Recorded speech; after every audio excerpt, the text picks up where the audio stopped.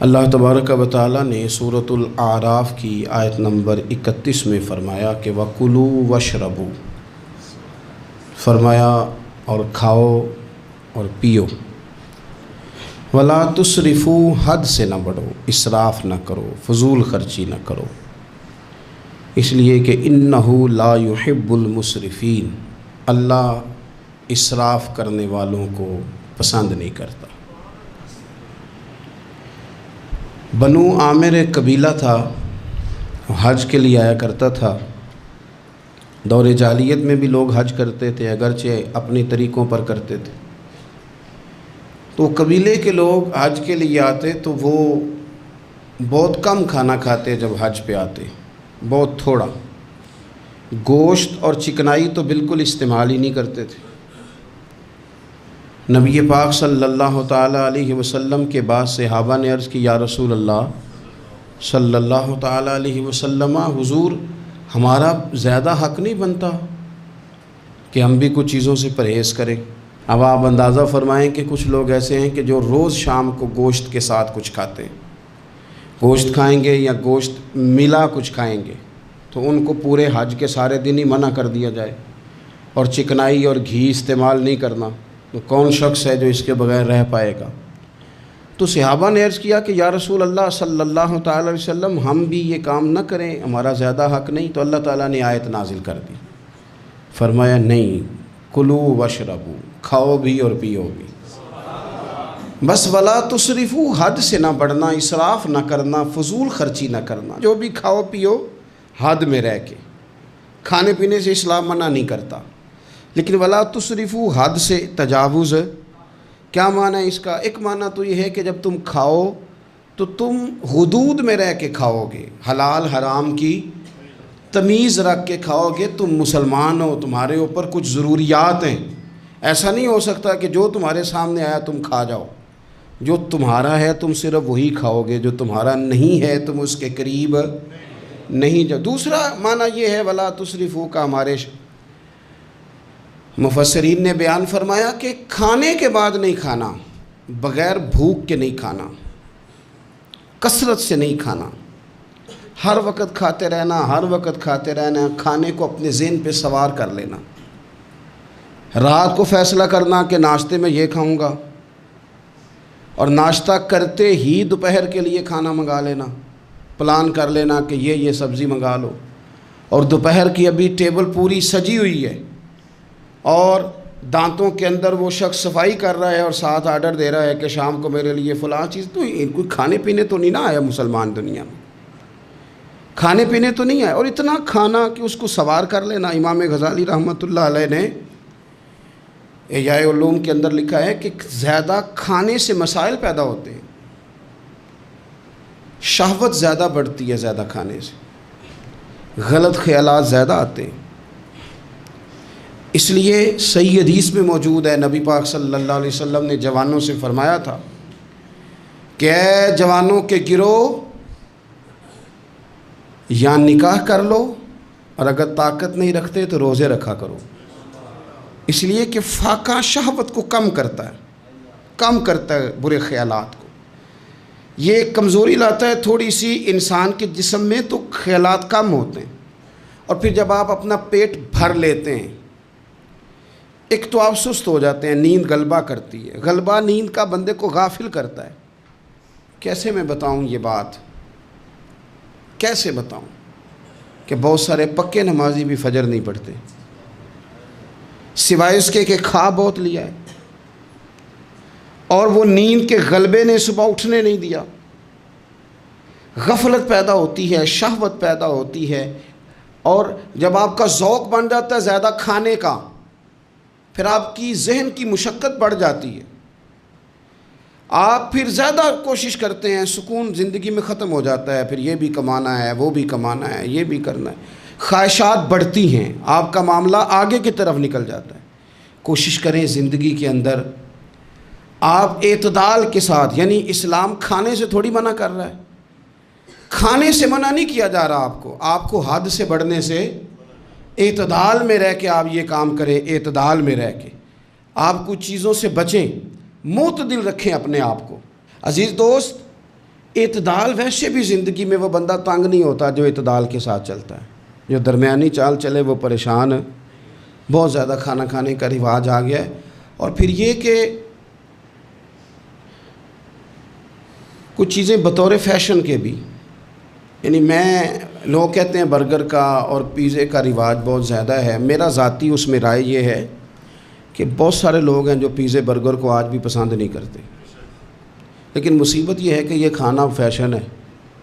یہ نہیں کھائیں گے تو لوگ ہمیں امیر کیسے کہیں گے، نہیں کھائیں گے تو لوگ پڑھا لکھا کیسے کہیں گے، جدید دنیا کا بندہ کیسے مانیں گے اگر نہیں کھائیں گے تو. نہ کریں ایسا، سادی غذا کھائیں اور بہت زیادہ کھانا کھانے سے اپنے آپ کو بچائیں.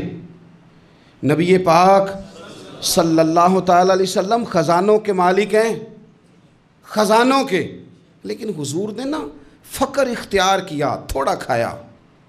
یہ حدیث کبھی دل کی تختی پہ لکھ لیں تو کام آئے گی. یعنی کون سا ایسا گھر ہے جس میں شام کو روٹی نہ پکے تو قیامت نہ کھڑی ہو. عورتیں احتجاج نہ کر دیں، بلکہ روٹی نہ پکنا تو دور کی بات ہے، بچوں کی مرضی کی نہ پکی ہو تو وہ چیزیں توڑتے ہیں. لیکن قربان جائیں، ادھر دیکھو نا، کچھ ہمارے اوپر ہمارے دین کی بھی تو ذمہ داریاں ہیں نا. ہم نبی پاک سے محبت کرنے والے ہیں، کچھ سرور کائنات کی غلامی کے بھی تو قرض ہیں نا ہمارے ذمہ. میرے نبی پاک صلی اللہ علیہ وسلم کی پیاری زوجہ ام المومنین عائشہ صدیقہ رضی اللہ تعالیٰ عنہ فرماتی ہیں، مدینہ شریف آنے سے لے کر حضور کے وصال ظاہری تک کبھی ایسا نہیں ہوا کہ ہم نے 3 دن تک مسلسل پیٹ بھر کے گندم کی روٹی کھائی ہو. 10 سالوں میں کبھی ایسا. یہ بھی تو دین ہے نا، یہ بھی تو بھائی دین ہے کہ صرف نعرے لگانا ہی دین ہے، کہ صرف یہ کہنا ہی دین ہے کہ جناب میٹھا کھا لو کھانے کے درمیان سنت ہے، مسواک کر لو سنت ہے. یہ بھی تو سنت ہے کہ مسلسل 3 دن تک حضور نے پیٹ بھر کے کھانا نہیں کھایا. کوئی مجبور ہے اس کے لیے؟ حضور مجبور ہے نبی پاک صلی اللہ علیہ وسلم اس کے لیے؟ یہ حضور کی چاہت ہے. تھوڑا کھانا کھایا جائے، کم پہ گزارا کیا جائے اور سادہ غذا کو استعمال کیا جائے. کوئی کام نہیں کر پاتے ہمارے بچے، روٹی کھاتے ہیں مرضی کی، ثقیل غذا کھاتے ہیں جو ہضم مشکل سے ہوتے، اور پھر کھاتے ہی فوراً موبائل لے کے وہ لیٹ جاتے ہیں.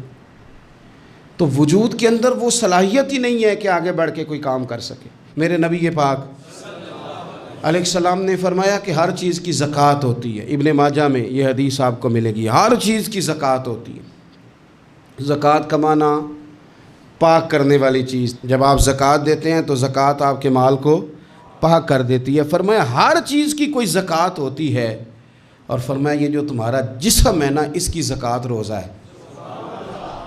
روزہ اس کی زکوٰۃ ہے. گویا جب تم روزہ رکھتے ہو تو حدیث ہمیں بتاتی ہے کہ پھر ہم اپنے آپ کو پاک کر لیتے ہیں.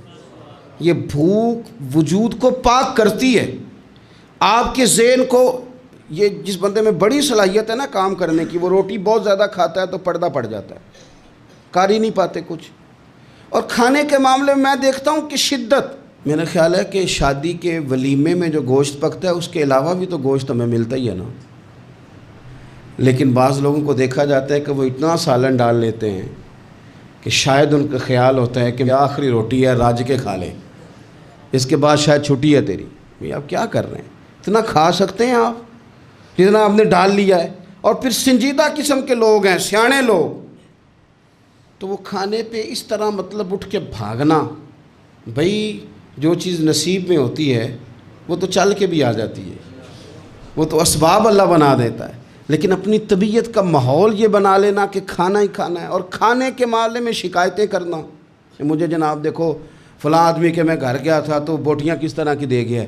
کئی دفعہ تھوڑی سی نا بات سن کے تو بندے کا قد دیکھ کے شرم آتی ہے کہ کتنا تو بڑا آدمی ہے اور تو نے کتنی چھوٹی بات کر دی ہے، تو کیا عجیب بات کر رہا ہے. تو نبی پاک صلی اللہ تعالیٰ علیہ وسلم اعتدال کے ساتھ کھانا کھاتے، فقر کو پسند کرتے. میرے نبی کریم صلی اللہ تعالیٰ علیہ وسلم نے کم کھانا کھانا مومن کی علامت قرار دیا. حضور صلی اللہ تعالیٰ علیہ وسلم فرماتے ہیں مومن ایک آنت سے کھاتا ہے، ایک آنت سے مومن کھاتا ہے، اور کافر اور منافق 7 آنتوں سے کھاتا ہے. 6 گنا زیادہ روٹی کھاتا ہے کافر اور منافق مومن سے. 7 آنتوں کے ساتھ کھاتا ہے۔ ہمارے ہاں تو اللہ کے فضل سے نا اب کھانا کھانے کی اور کھانا کھلانے کی دوڑ لگی ہوئی ہے۔ یعنی عجیب فلسفہ ہے لوگوں کا کہ 4-5 نوجوان ہیں تو کہتے ہیں آج دعوت تیری طرف ہے اور کل دعوت میری طرف، اور پرسوں اس کی جانب ہے اور ترسوں اس کی جانب ہے۔ اور لوگ اس قدر زیادہ یہ دعوت کا شوق رکھتے ہیں، اتنا زیادہ، مثلا میرے ساتھ لوگ بڑا پیار کرتے ہیں لیکن صرف دعوت دیتے ہیں کھانے کی۔ تو میں کہتا ہوں آپ دعوت دینے کی بجائے ہماری دعوت قبول کیوں نہیں کرتے؟ ہم آپ کو دین کی دعوت دے رہے ہیں، وہ والی قبول کریں نا، روٹی کھا لیں جی، آ جائیں کھانا کھا لیں۔ تو میں کہتا ہوں اور بھی کم ہے زمانے میں لنگر کے سوا، روٹی کے علاوہ بھی بڑے کام ہیں جو کرنے والے ہیں۔ تو آپ اعتدال کے ساتھ کھانا کھائیں، ضرور کھائیں، جو نعمتیں آپ کے پاس ہیں ان سے آپ لطف ضرور حاصل کریں، لیکن اعتدال کے ساتھ۔ اور پھر آپ کو پتہ ہے جب آپ بے تحاشا کھانا کھاتے ہیں نا، اس کا نقصان یہ ہوتا ہے کہ پھر انسان، میں نے دیکھا ہے جب بندے مالدار ہو جاتے ہیں نا یا سہولیات ان کو مل جاتی ہیں تو انہیں غریبوں کا دکھ ختم ہو جاتا ہے۔ اکثر امیر آدمی کے دوست بھی امیر ہوتے ہیں، پھر وہ کہتے ہیں کہاں غربت ہے پیر صاحب، کس نے کہا آپ کو، کس نے کہا آپ کو کہ لوگوں کو کپڑا نہیں ملتا، سارے لوگ ٹھیک ہیں، کیوں بھلا؟ اس لیے کہ وہ امیر تھا تو اب دوستی بھی امیروں کے ساتھ ہو گئی۔ پھر نہ کچے مکان نظر آنے بند ہو جاتے ہیں، پھر چوک میں دیہڑی کے لیے کھڑے مزدور نظر آنے بند ہو جاتے ہیں، پھر ہسپتال میں کبھی جاؤ نا، میں نے یہ نظام دیکھا ہے کہ ایسے نوجوان بھی ہیں جو میڈیکل سٹور والے سے کہہ رہے ہوتے ہیں کہ شناختی کارڈ رکھ لے، اماں کے لیے مجھے گولیاں جلدی دے دے، میرا بھائی آتا ہے تو تجھے پیسے دیتا ہے۔ پھر یہ لوگ بھول جاتے ہیں نا، اس لیے کہ ہم تو اب چیزیں جو ہیں وہ ہوم ڈیلیوری پہ لے رہے ہیں، پیسہ ہی بڑا ہے۔ ہمیں کب یاد رہے گا کہ کوئی بھوکا ہے، ہمیں کب یاد رہے گا؟ لیکن یہ تب ہے جب آپ کبھی بھوکا رہنا سیکھے، آپ کی طبیعت میں ہو۔ میرے رسول پاک علیہ السلام نے فقر اختیار کیا تاکہ پتہ چلے غریب کی بھوک کی تکلیف کیا ہے۔ دیکھو حضرت یوسف علیہ نبینا علیہ السلام کے بارے میں امام غزالی نے لکھا ہے کہ جناب یوسف علیہ السلام نے تو غلہ جمع کر لیا تھا مصر میں، آپ نے خواب دیکھی تھی تو غلہ آپ نے جمع کر لیا، باقی سب علاقوں میں فاقہ تھا، غربت تھی، قحط تھا۔ مصر کے لوگ سکون کے ساتھ 3 ٹائم پیٹ بھر کے کھانا کھاتے تھے، اور آپ نے سب اپنے ملک میں آسانی کی تھی کہ آرام سے کھانا کھاؤ، لیکن جناب یوسف خود ایک دن میں 1 روٹی کھاتے، بھوکے رہتے، بھوکے، فاقہ کاٹتے۔ لوگوں نے کہا حضور آپ خزانوں کے مالک ہیں اور آپ جو ہیں وہ کھانا نہیں کھاتے، کیا مقصد ہے؟ تو آپ فرمانے لگے اس لیے نہیں کھاتا، اگر میں نے بھی پیٹ بھر کے کھانا شروع کر دیا تو پھر بھوکے لوگوں کا درد میرے سینے سے نکل جائے گا، پھر اس بھوک کی، او میرے بھائی اب تو گاؤں سے آ کر پڑھنے والے بھول ہی گئے ہیں کہ کس کی ماں نے کتنا زیور بیچا تھا۔ لوگوں کو بھول جاتا ہے جب کسی مقام پہ پہنچ جاتے ہیں، پیسہ آ جاتا ہے، عہدہ مل، بھول جاتے ہیں لوگ۔ فرمانے لگے اس لیے بھوکا رہتا ہوں تاکہ بھوکوں کی تکلیف کا مجھے احساس ہو، اس لیے بھوکا رہتا ہوں۔ اگر آپ کی طبیعت احساس والی ہے نا، احساس والی، میں کیا کروں؟ مجھے کہنے دیں یہ بات آپ کہ امیر کے فریزر میں اتنا پھل خراب ہو جاتا ہے جتنے سے غریب کی ماں کی شوگر کی 2 مہینے کی دوائی آ جاتی ہے کہ میں یہ نہیں نہ بتانا چاہتا کہ فریزر خالی رہ جائے میرا، مجھے کہہ لینے دیں آپ یہ بات، کہہ لینے دیں کہ بہت سارے لوگوں کے کپڑوں کے اتنے پیسے دھوبی لے لیتا ہے جتنے کپڑوں سے شاید کئی غریب ماؤں کے دوپٹے اور چادریں بن جائیں، لیکن یہ کہ وہ کپڑے دھوبی نہیں استری کرے گا تو ہماری شان کا کیا بنے گا؟ کرو یار، لیکن تھوڑا سا نا، میں نے پچھلے جمعے بھی کہا تھا، اور راشن ونڈن والے اور لوگوں عیدوں بعد بھی بھوک لگ دیجئے۔ یہ جو پیٹ کی بھوک ہوتی ہے نا، یہ بندے سے بڑا کچھ کراتی ہے۔ آپ اس کیفیت کو سمجھیں، تھوڑا سا اپنا کھانا کم کریں تاکہ دوسروں کا احساس پیدا ہو، تھوڑا سا نا ہوٹل کا پھیرا کم کریں۔ اور لوگ کہتے ہیں جی نہیں وہ پیر صاحب ساری دنیا ہی ٹھیک ہے، آپ کا تعلق کس کے ساتھ ہے؟ چلنا میرے ساتھ، میں نے پورا پاکستان گھوما ہے، میں آپ کو وہ والے شہر دکھا سکتا ہوں کہ جہاں لوگ کہتے ہیں کہ روٹی کھائیں کہ دوائی کھائیں، تو بھوکے رہ کے جو مر جانا ہے تو دوائی رہنے دو، روٹی کھاتے ہیں۔ آپ اس کیفیت کو سمجھیں، تھوڑا سا اپنا کھانا کم کریں تاکہ دوسروں کا احساس پیدا ہو۔ مخدومہ کائنات سیدہ طیبہ طاہرہ جان احمد کی راحت پہ لاکھوں سلام۔ سیدہ داخل ہوئی تو اپنے پلو سے نا چادر سے کوئی چیز کھولی۔ پرانے زمانے میں نا عورتیں دوپٹے کے ساتھ ہی پیسے باندھ لیتی تھی، وہ تو بعد میں پرس آیا تو وہ رواج ختم ہو گیا۔ تو دوپٹے سے نا پلو سے کوئی چیز کھولی، پیسے باندھتے تھے لوگ، زیور باندھتے تھے، قیمتی چیزیں۔ لیکن عزت والے رسول کی بیٹی نے وہ جب اپنا پلو کھولا تو روٹی کا ٹکڑا نکلا۔ پوری روٹی نہیں تھی، آدھی تھی یا اس سے کچھ زیادہ تھی، ایک حصہ روٹی کا نکلا۔ تو نبی کریم صلی اللہ تعالیٰ علیہ وسلم کی بارگاہ میں روٹی پیش کر کے عرض کرنے لگی، یا رسول اللہ کئی دنوں کے بعد علی تھوڑی سی گندم لائے تھے، پیسی ہے تو ایک کی روٹی پکی ہے، 2-3 لقمے میں نے کھا لیے تھے تو مجھے آپ کا خیال آیا، تو حضور میں یہ روٹی لے کے آئی ہوں۔